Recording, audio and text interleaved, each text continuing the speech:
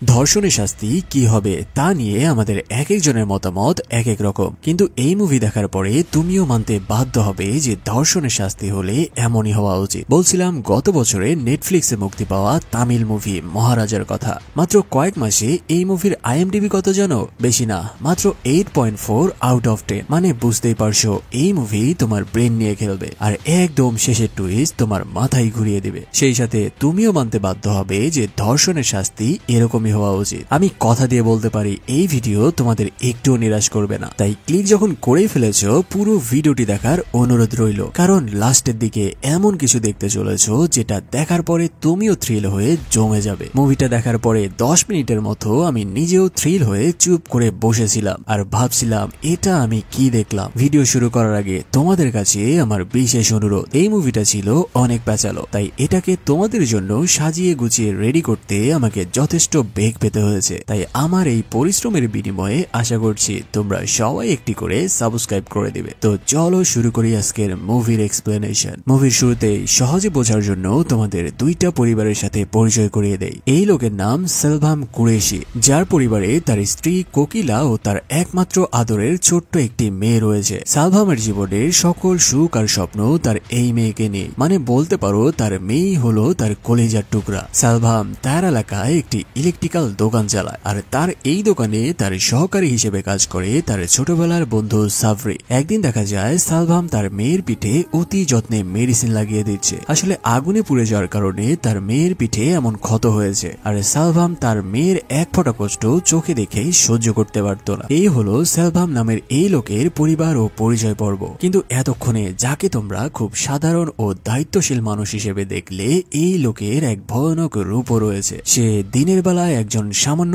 Electrician হলেও রাতের বেলায় তার রূপ পুরাই উল্টে যায়। এক রাতে দেখা যায় সেলভাম ও সাবরি এসেছে এক বাড়িতে ডাকাতি করতে, আর এদের ডাকাতি করার স্টাইল হলো যে বাসায় তারা ডাকাতি করতে যায় সেই বাসায় তারা রান্না বান্না করে খায়, তারপরে একটা টানা ঘুম দিয়ে রিল্যাক্স করে নিয়ে যাবার সময় সবাইকে মেরে ফেলে দিয়ে তারপরে চলে যায়। তাদের এই নিয়ম মোতাবেক তারা আজকে যেই বাসায় ডাকাতি করতে এসেছে ওই বাসায় ছিল এক যুবতী মেয়ে। তাই আজকে সাবরি আর নিজেকে কন্ট্রোল করতে পারে না, ফলে সে তাদের নিয়ম ভেঙে ওই মেয়ের উপরে ঝাঁপিয়ে পড়ে আর পর্যায়ক্রমে কয়েকবার সেই মেয়েকে ধর্ষণ করে। ডাকাতি শেষ করে ফিরে যাবার সময় তারা ওই বাসায় থাকা সকলকেই একে একে খুন করে তারপর আস্তে ধীরে রিল্যাক্সে বেরিয়ে যায়। এই হলো সেলভাম নামের এই লোকের সাধারণ মুখোশের আড়ালে তার ভয়ানক রূপ। অন্যদিকে আমাদের আরেকটি ছোট্ট পরিবারকে দেখানো হয়, যেখানে আমরা আমাদের মুভির নায়ক মহারাজাকে দেখতে পাই। মহারাজার পরিবারও শুধুমাত্র তার স্ত্রী ও তার এক আদরের মেয়ে রয়েছে। মহারাজা তার জীবন খুব সিম্পল ভাবেই কাটিয়ে দেয়, কারণ সে একজন সামান্য নাপিত। সারাদিন হাড় ভাঙা পরিশ্রম করে আর মানুষের চুলদাড়ি কামিয়ে যেই টাকা মাসে উপার্জন হয় সেটা দিয়ে সে তার পরিবার চালায়। আর এই পরিবারেও মহারাজা তার একমাত্র মেয়েকে তার জীবনের থেকেও বেশি ভালোবাসত। তার মেয়ের কোনো আবদার সে অপূর্ণ রাখে না। এই হলো দুই পরিবারের পরিচয় পর্ব। এখন হয়তো ভাবছো এত ঢাকঢোল পিটিয়ে এই দুই পরিবারকে পরিচয় করানোর কারণই বাকি, কারণ হলো পুরো মুভির কাহিনী শুরু হতে যাচ্ছে এই দুই পরিবারের এক করুণ এবং সাংঘাতিক থ্রিলার কাহিনী নিয়ে, যেটা আর শেষ পর্যন্ত যেতে পারলে তুমিও একদম আকাশ থেকে পড়বে। যাই হোক, একদিন দেখা যায় মহারাজা একটি দোকান থেকে তার মেয়ের জন্য পুতুল কিনছিল। তার থেকে একটু দূরে এক বাড়িতে ছিল তার স্ত্রী ও তার একমাত্র আদরের মেয়ে। কিন্তু হঠাৎ একটি টাক নিয়ন্ত্রণ হারিয়ে সজোরে ঢুকে পড়ে মহারাজার বাসার ভেতরে, ফলে সেখানেই তার স্ত্রী ও মেয়ে টাকের চাপায় মারা যায়। চোখের সামনে এই কাহিনী দেখে মহারাজা একদম শকড হয়ে যায়, কারণ আগেই বলেছি যে সে তার মেয়েকে তার নিজের জানের থেকেও বেশি ভালোবাসত। এই ঘটনার 12 বছর পরের এক সিনে আমরা মহারাজার পরিবারকে দেখতে পাই, যেখানে আমরা তার মেয়েকে দেখতে পাই যে গত 12 বছর পরে অনেক বড় হয়ে গেছে। আসলে সেদিন ট্রাকের চাপায় মহারাজের স্ত্রী মারা গেছিল, আর ওপর থেকে একটি ডাস্টবিন এসে তার মেয়ের উপরে পড়ার কারণে সে ডাস্টবিনের তলায় সুরক্ষিত অবস্থায় ছিল। তাই মহারাজা তার মেয়ের জীবন বাঁচানোর জন্য সেই ডাস্টবিনকে পরম আদরের ও যত্নের সাথে রেখেছে এই 12 বছর ধরে। এখানে আমরা জ্যোতির মুখে জানতে পারি যে তার বাবা মহারাজা তাকে কত ভালোবাসে। একদিন স্কুলের এক অনুষ্ঠানের চিফ গেস্টের ড্রিঙ্কসের মধ্যে মদ মেশানোর দায়ে প্রিন্সিপাল না বুঝে জ্যোতির বিরুদ্ধে অভিযোগ তুলে বসে আর তাকে টিসি দিয়ে স্কুল থেকে বের করে দিতে যায়। কিন্তু জ্যোতি তার বাবাকে জানায় যে সে এই ব্যাপারে কিছুই জানে না। তাই মহারাজা জানায় তার মেয়ে যখন বলেছে সে কিছু করেনি মানে সে নির্দোষ, তাই তাই সে প্রিন্সিপালকে বলে বসে তার মেয়ের কাছে ক্ষমা চাইতে। ঠিক ওই সময়ে স্কুলের এক ম্যাডাম আসল অপরাধীকে ধরে আনে যে এই আকাম করেছিল। ফলে যখন সবাই মহারাজাকে টেনে হিঁচড়ে সরানোর চেষ্টা করে, সে দেয়ালের একটি খুঁটি চেপে ধরে আর জানিয়ে দেয় যতক্ষণ প্রিন্সিপাল তার মেয়েকে সরি না বলবে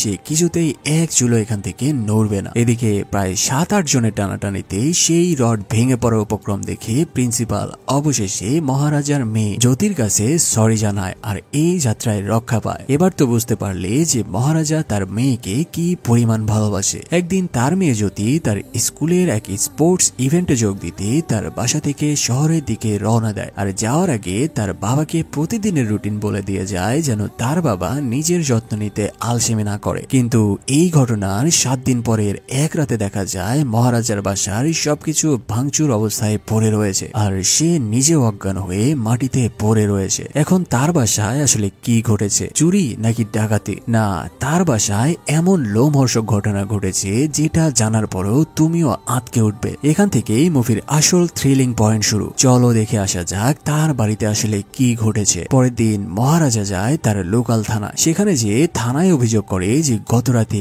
কেউ তার বাসায় ডাকাতি করেছে আর তার বাসা থেকে মূল্যবান একটি জিনিস নিয়ে গেছে। পুলিশ জিজ্ঞেস করে তার কি হারিয়েছে। মহারাজা এক রহস্যময় ভাবে জানায় তার বাসার ডাস্টবিন তারা ডাকাতি করে নিয়ে গেছে। দাঁড়াও, এই ডাস্টবিন কিন্তু সাধারণ ইস্যু নয়। এই ডাস্টবিনের সাথে জুড়ে রয়েছে এই মুভির মূল ক্লাইম্যাক্স। আসলে মহারাজা এই ডাস্টবিনের সাথে ওই লোকগুলোকে খুঁজে বেড়াচ্ছে যারা গতরাতে তার বাসায় ডাকাতি করেছে। সেদিন তার বাসায় ডাকাতি করে তারা সেই মালামালগুলো ডাস্টবিনে করে নিয়ে গেছিল। মানে ডাস্টবিন পাওয়া গেলে সে ওই লোকগুলোকেও খুঁজে পাবে। যাই হোক, এই ডাস্টবিনের ডাকাতির কেস শুনে থানার সকল পুলিশ প্রথমে মজা নিলেও মহারাজার একই কথা বারবার শোনার কারণে সকলের মেজাজ গরম হতে থাকে। ফলে তারা সবাই মিলে মহারাজাকে পাগল মনে করে থানা থেকে বের করে দেওয়ার চেষ্টা করতে থাকে। কিন্তু মহারাজা জানায় যদি তারা তার এই ডাস্টবিন খুঁজে না দেয় তবে সে কোনোভাবেই এখান থেকে এক চুলো নড়বে না। এখন তোমরা তো ভালো করেই জানো যে এই লোকটা কি পরিমাণ ঘাটতারা। হ্যাঁ, সে এবার থানার একটি হাতল চেপে ধরে আর সবাইকে জানিয়ে দেয় আমার ডাস্টবিন ছাড়া আমি কোথাও যাব না। থানার সকল পুলিশ এসে মহারাজাকে ধরে টেনে হিঁচড়ে বাইরে নিতে থাকে, কিন্তু মহারাজা সেই আগের মতোই শক্ত করে সেই হাতল ধরে রাখে। এভাবে কয়েকবার চেষ্টা করার পরেও তারা মহারাজাকে এক চুলো নাড়াতে পারে না। উপরন্তু সেখানের পুলিশদেরই জামা ছিঁড়ে যায়। ফলে এবার তারা রেগে যেয়ে মহারাজাকে টেনে সরাতে গেলে সিলিং থেকে পুরো হ্যান্ডেলটাই খুলে আসে আর উপরে রাখা সকল ফাইল, হাঁড়ি পাতিল সহ সবকিছুই নিচে পড়ে যায়। সেখানে একটি হাঁড়ির মধ্যে থেকে বেরিয়ে আসে এক গোকরা সাপ। এই কাহিনী দেখে থানার সকল পুলিশ বাইরে বেরিয়ে যায় আর মহারাজাকে বলতে থাকে আরে ওইটা হলো গোকরা সাপ, সে তো পুলিশ না যে তোকে ছেড়ে দিবে। কিন্তু মহারাজার চোখে কোনো ভয় নাই, তাই সে সেখানেই এক চুলো না নড়ে সেখানেই বসে থাকে। অন্যদিকে আমরা একজন ইন্সপেক্টরকে দেখতে পাই যার নাম ধানুষ। সে এসেছে এক বাসায় ডাকাতির কেস সেটেল করতে। এখানে দেখা যায় সে একজন চোরকে ধরে এনে যে বাসায় ডাকাতি করেছে সেই বাসার সকল মালামাল ফিরিয়ে দিচ্ছে আর বাসার মালিককে জানিয়ে দেয় এটাই সেই চোর যে তোমার বাসার গহনা চুরি করেছিল। তবে এখানে ইন্সপেক্টর ধানুষ সেই বাসার মালিককে জিজ্ঞেস করে তুমি তো সামান্য কেরানি কাজ করো, তাহলে ডুপ্লেক্স বাড়ি আর BMW গাড়ি কিভাবে কিনলে? তার এই প্রশ্নে সেই লোক জানায় আরে সেটা কি তোকে বলতে হবে, তুই তো 2 টাকার পুলিশ, তাই নিজের কাজ কর। যাই হোক, ইন্সপেক্টর ধানুষ সেখানে অপমানিত হয়ে ফিরে আসছিল, কিন্তু একটু পরেই বাসার মালিক এসে জানায় যে তারা যে গহনা ফিরিয়ে দিয়েছে সেটার সবগুলোই নকল। এখন ইন্সপেক্টর জানায় এই চোর যেইটা চুরি করেছে আমি সেটাই ফিরিয়ে দিয়েছি, তাই চুপচাপ এটা নিয়ে মুখ বন্ধ করে রাখ, নয়তো দেখবি কাল তোর বাসায় ইনকাম ট্যাক্স থেকে অভিযান চালানো হবে আর বাকি যা কিছু আছে সবকিছু গায়েব হয়ে যাবে। আসলে এই ইন্সপেক্টর ধানুষ একজন পাক্কা চিটিংবাজ আর ঘুষখোর মাল। সে ওই চোরের সাথে হাত মিলিয়ে সকল গহনা বিক্রি করে দিয়ে টাকা মেরে দিয়েছে। যাওয়ার আগে সে চোরের বউকে চোরের ভাগের টাকাও বুঝিয়ে দেয়। মানে এখানে বোঝা যায় যে সে অসৎ হলেও লোক ভালো। সে ওই চোরের স্ত্রীকে জানিয়ে দেয় টেনশন করার কোনো কারণ নাই, সে তার স্বামীকে কয়েকদিন পরেই ছেড়ে দিবে। মানে বুঝতেই পারছো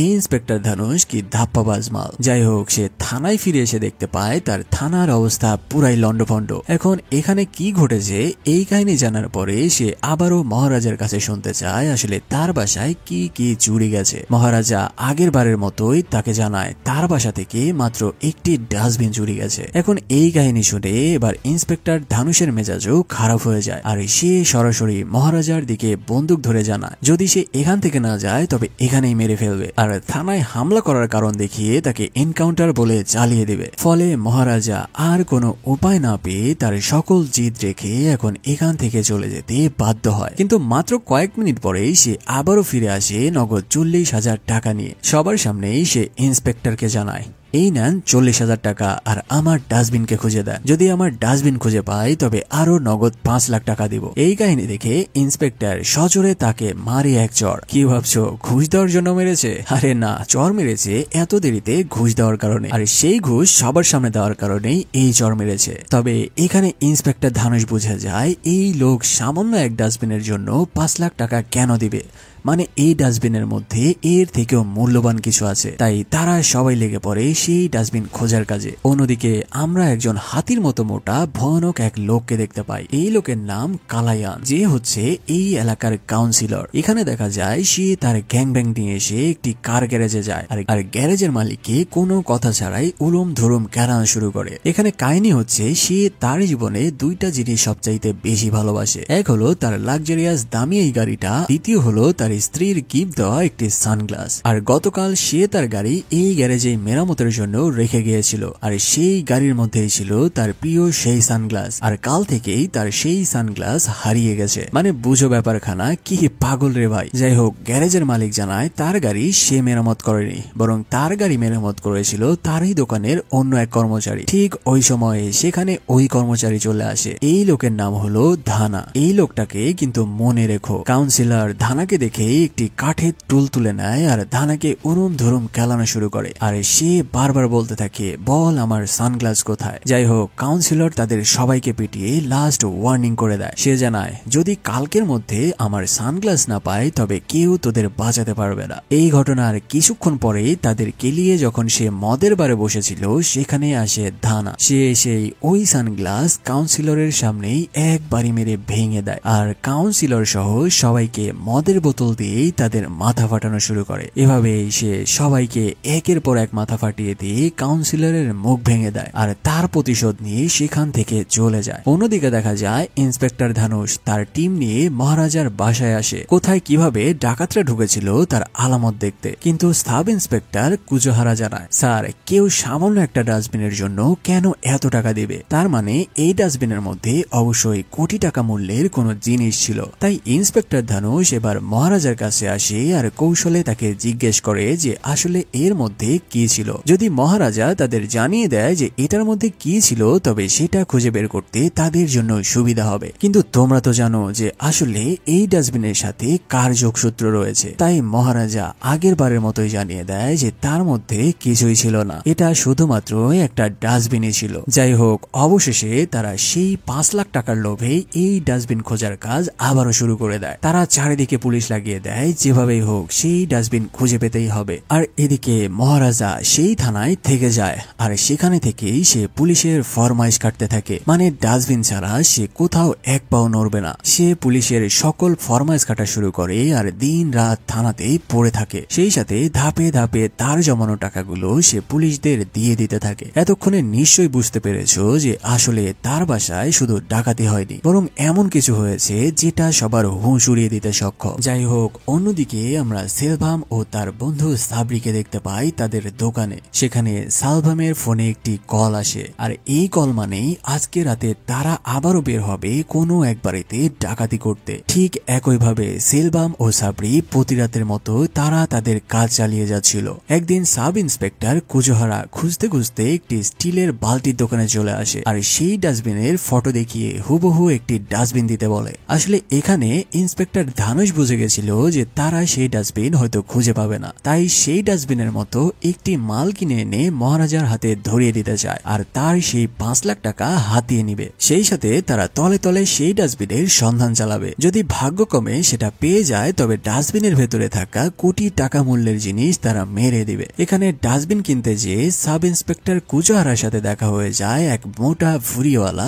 লোকের সাথে। এই লোকের নাম হলো নাল্লা শিবা, যে আগে থেকেই পুলিশের খোঁচর বা স্পাই হিসেবে কাজ করে। এখানে এই কাহিনী শুনে নাল্লা শিবা জানায় তার পরিচিত এক ঠাটারির দোকান রয়েছে, তারা হুবহু এই রকম মাল বানাতে পারবে। তাই নাল্লা শিবা সাব ইন্সপেক্টর কুজোহারাকে নিয়ে সেই দোকানে যায় আর এই ডাস্টবিনের ছবি দেখিয়ে হুবহু এক ডাস্টবিন বানিয়ে দিতে বলে। সেই দোকানদার ছবি দেখে দেখে হুবহু একদম সেম টু সেম একটি ডাস্টবিন বানিয়ে দেয়। আর এই ডাস্টবিন নিয়ে এবার সাব ইন্সপেক্টর ও নাল্লাশিবা ইন্সপেক্টর ধানুষের কাছে আসতে থাকে। এবার এটাকে একটু পুরানো বানানোর পালা। নাল্লাশিবা হাতুড়ি দিয়ে পিটিয়ে ঠিক সেই জায়গাগুলো চ্যাপ্টা করে দেয় আর রং মাখা মরিচা পড়া পানি লাগিয়ে একদম সেম টু সেম সেই ডাস্টবিনের মতো করে ফেলে। এবার এই ডাস্টবিন মহারাজার ঘাড়ে ঝুলিয়ে দেওয়ার পালা। তাই ইন্সপেক্টর ধানুষ সেই ডাস্টবিন নিয়ে থানার দিকে ফিরে আসতে থাকে। এদিকে থানার ভেতরে আমরা মহারাজাকে দেখতে পাই, যে বিগত কয়েকদিন ধরে এই থানাতেই পড়ে রয়েছে। এখানে আমরা ওই গ্যারেজের মালিককেও দেখতে পাই, যে তার কর্মচারী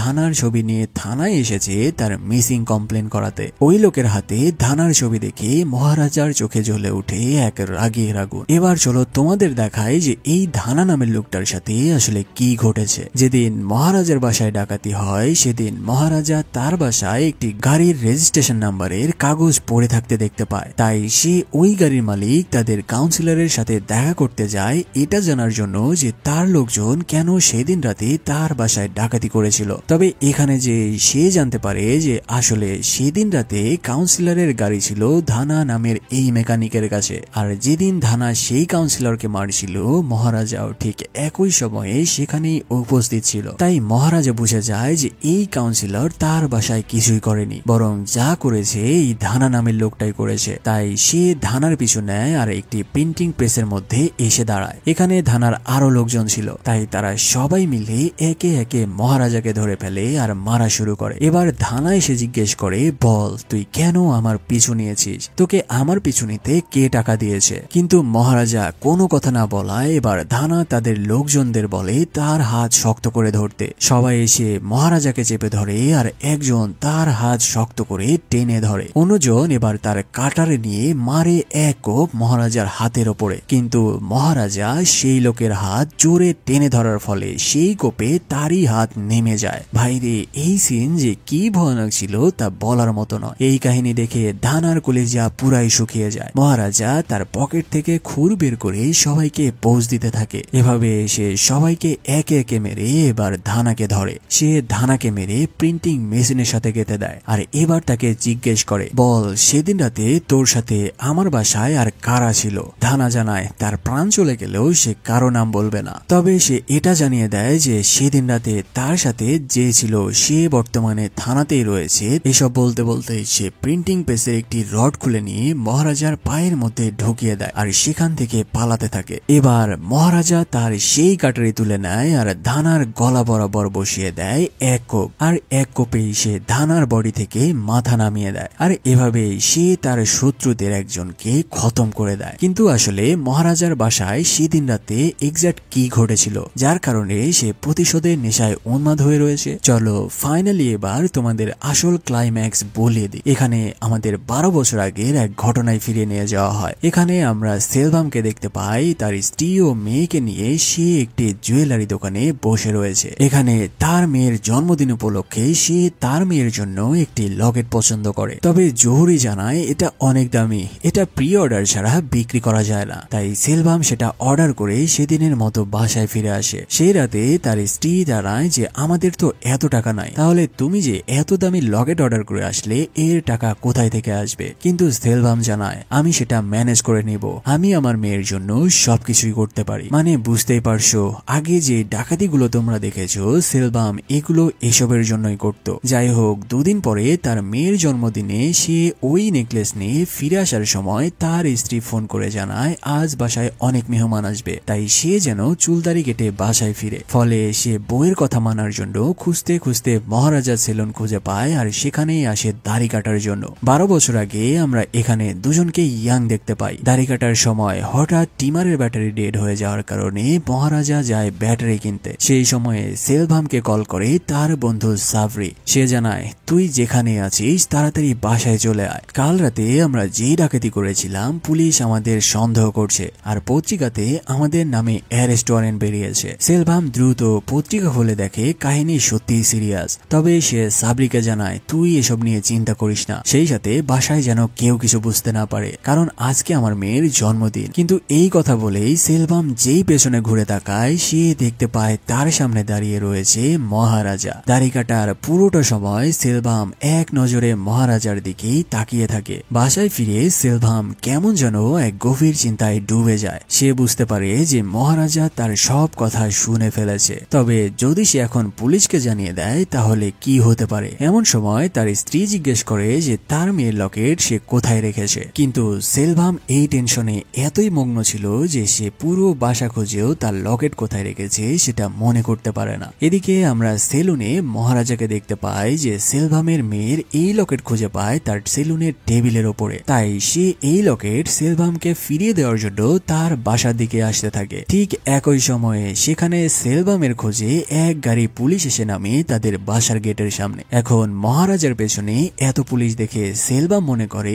হয়তো মহারাজাই পুলিশ এনেছে তাকে ধরিয়ে দেওয়ার জন্য। এসব দেখে সাবরি তার গান বের করে আর পুলিশদের হুমকি ধামকি দেওয়া শুরু করে, কিন্তু সেলভাম তাকে নিষেধ করলেও সে তার কোনো কথাই শোনে না। ফলে পুলিশের গুলিতে সাবরি এখানেই মারা যায়। আর এদিকে এসব দেখে সেলভামের স্ত্রী মারাত্মক রকমের শক খায়, কারণ সে জানতোই না যে তার স্বামী অতি ভালো মানুষের আড়ালে এক সিরিয়াল রেপিস্ট আর ডাকাত। ভাইরে, এখানে এমন কাণ্ড ঘটে যায় যেটা কেউই এক্সপেক্ট করেনি যে এমন কিছু ঘটতে পারে। সেলভামের স্ত্রী গভীর শক পেয়ে মাটিতে বসে পড়ে আর সেলভাম শেষবারের জন্য তার মেয়েকে কোলে নিতে যায়। তবে পুলিশ তাকে ধরে বেঁধে নিয়ে সেখান থেকে চলে যায়। আর এখানে মহারাজার সাথে সেলভামের শুরু হয়েছিল কঠিন শত্রুতা। এই ফ্ল্যাশব্যাক থেকে কাহিনী আবারও ফিরে আসে 12 বছর পরে থানায়, যেখানে মহারাজা ধানার ছবি দেখছিল। মহারাজা ওই লোককে জিজ্ঞেস করে এই ছেলে কি তোমার বন্ধু হয়? সে জানায় আরে না, সে আমার কর্মচারী, কিন্তু গত 3 দিন ধরে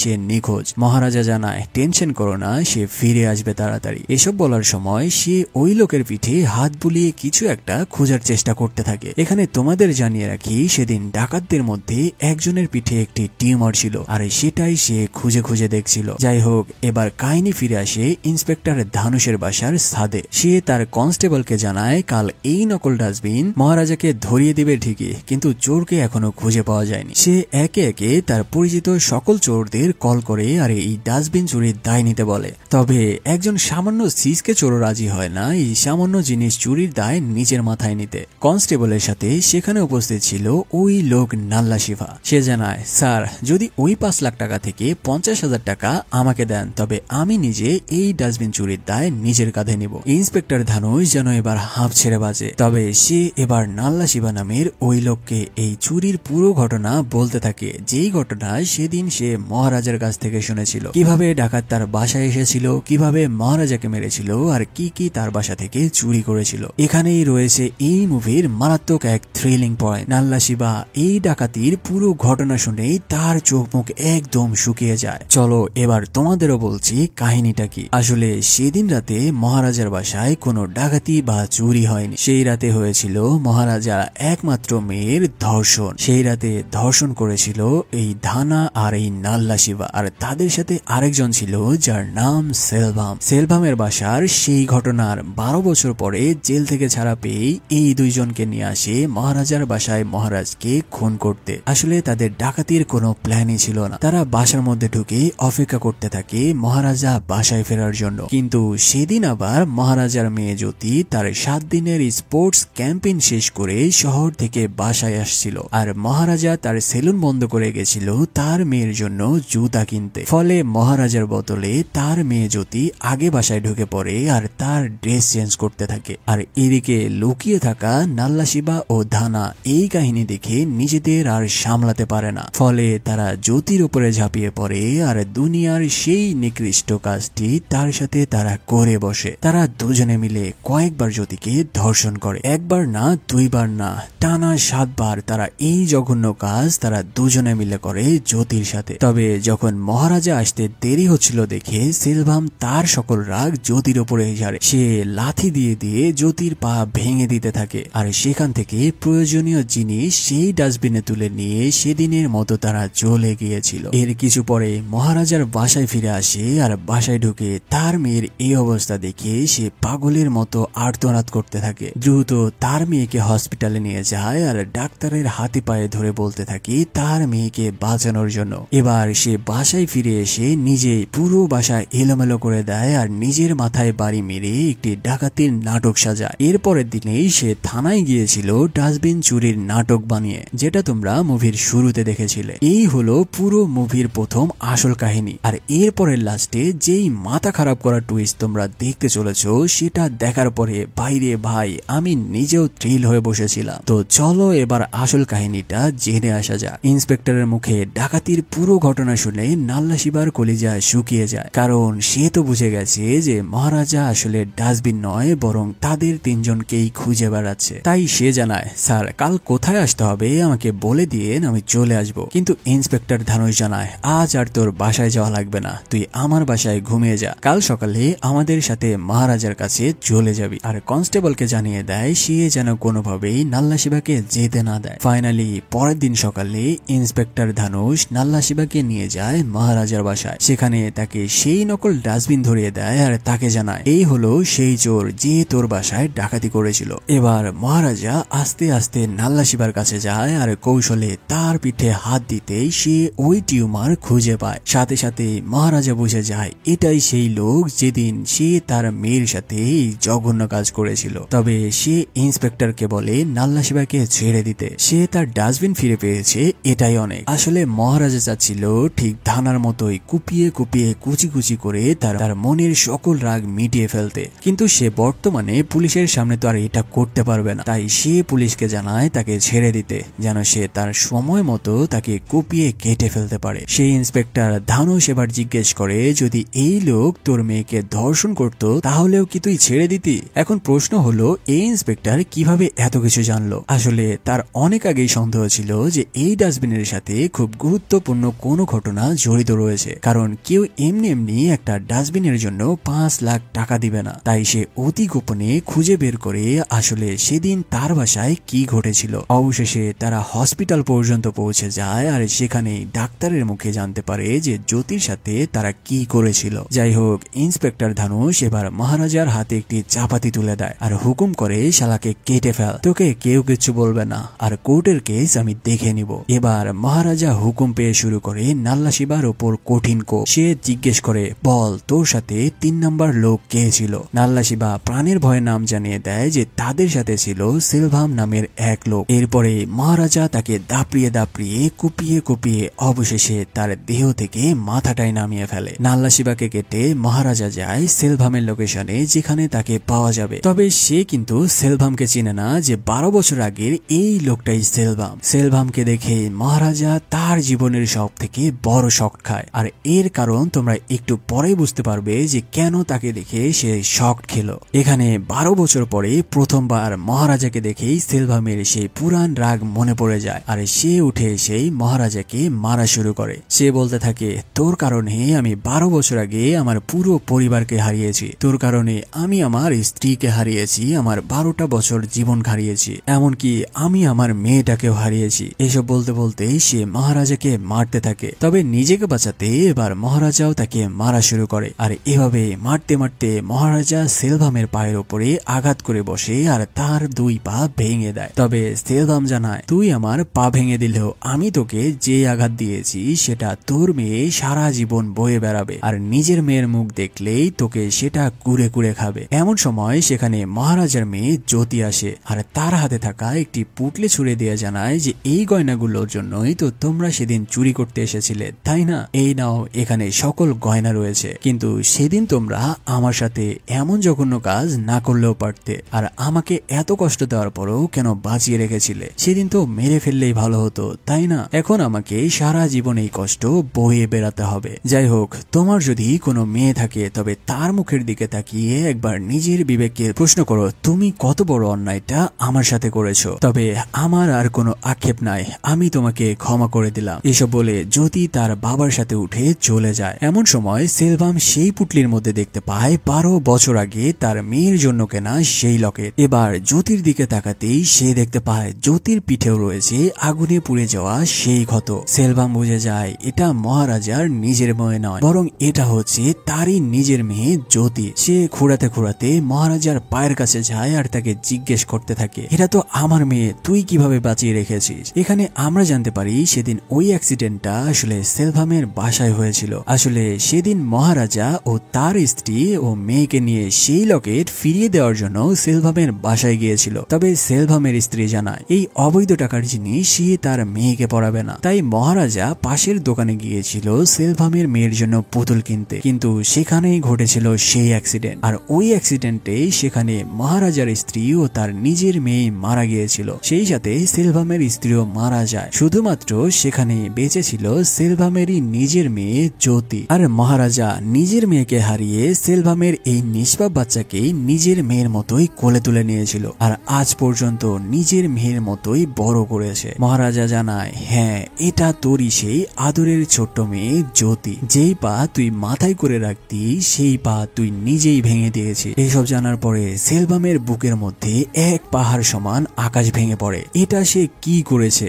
নিজের মেয়েকে নিজের বন্ধুদের দিয়ে ধর্ষণ করিয়েছে। সে তার এই পাপ যেন মানতেই পারছিল না। তার কান্নায় আকাশ বাতাস ভারী হয়ে যেতে থাকে। যে মেয়েকে সে কোল থেকে নামাতো না, সে কিনা নিজের মেয়েরই এমন সর্বনাশ করলো। তার এই মেয়েটি এক সময় ছিল তার কত আদরের, আর আজ সে তার সাথে কি কাজ করেছে। নিজের এই পাপ সহ্য করতে না পেরে সে বিশাল বিল্ডিং থেকে ঝাঁপিয়ে পড়ে, আর এভাবেই সে তার পাপের প্রায়শ্চিত্ত করে নিজের জান দিয়ে। তার রক্তে ভরে যেতে থাকে তার মেয়ে জ্যোতির পায়ের ছাপ। আর মহারাজা জ্যোতিকে তুলে নিয়ে সেখান থেকে নতুন এক গন্তব্যের দিকে চলে যায়। আর এখানেই এই মাস্টারপিস মুভির শেষ হয়। থ্রিলার মুভি অনেক দেখেছি, কিন্তু বিশ্বাস করো এটা দেখে আমি নিজেই থ হয়ে বসেছিলাম অন্তত 10 মিনিট। ভাই রে ভাই, থ্রিল যে কত গভীর ভাবে মাথায় নাড়া দিতে পারে এটা না দেখলে তোমরা বুঝতে পারবে না। তোমরা যারা এখনো এই মুভি দেখোনি, একবারের জন্য হলো দেখার সাজেস্ট করলাম। মুভিটা অনেক প্যাচ লাগানো ছিল, হয়তো প্রথম দিকে বুঝতে নাও পারো, তাই এক্সপ্লেন করে দিলাম সাজিয়ে গুছিয়ে। তো